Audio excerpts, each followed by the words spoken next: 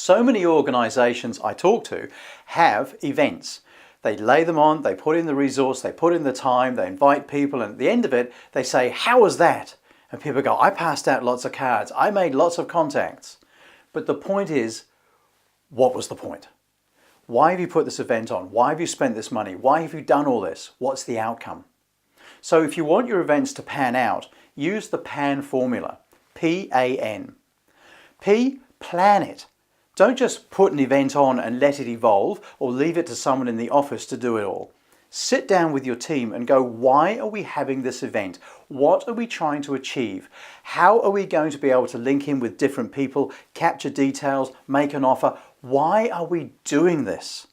So before you make any sort of event happen, make sure you plan it. From there, you action the plan. The A. You're at the event. So roll your plan out, make it happen, action the contact points, action your follow-up points, action the meetings you've got to have when you know who's already coming, make sure you pair people up, and so there is a real focus to what's going on. When you add focus and targets to your meetings, things happen. And from then, the N, next steps. How do we move things forward after the meeting? What are we going to do? What have we achieved? And who's going to be accountable? An example would probably make some sense. An accounting firm I work with, like so many others, they have events.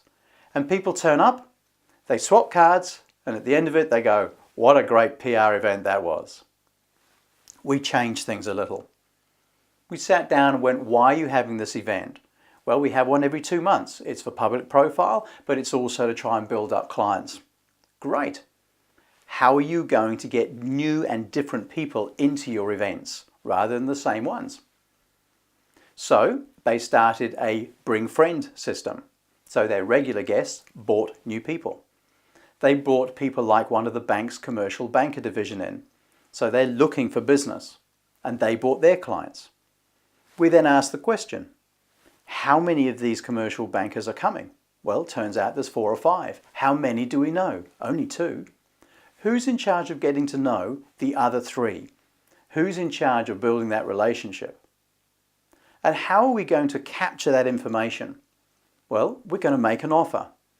Here is an offer that is normally $1,200, but if you want to know what your business can do in these circumstances, it's only $395 today, if you're interested. Have an offer, have a capture mechanism. That planning then became action, and the right people sat with the right people. We got to meet lots of people, and probably 40–45% of the people in the room had never been there before. At the end of it, with the offer, they had 5 potential customers who took up the $395 special. And so it's not about that $1,600–1,700 that was generated. It's about these extra 5 people that came through the door. So the simple action of P, planning, A, actioning the plan, and then N, working out your next steps and making that happen, will turn a very high resource effort and investment situation into one that pays.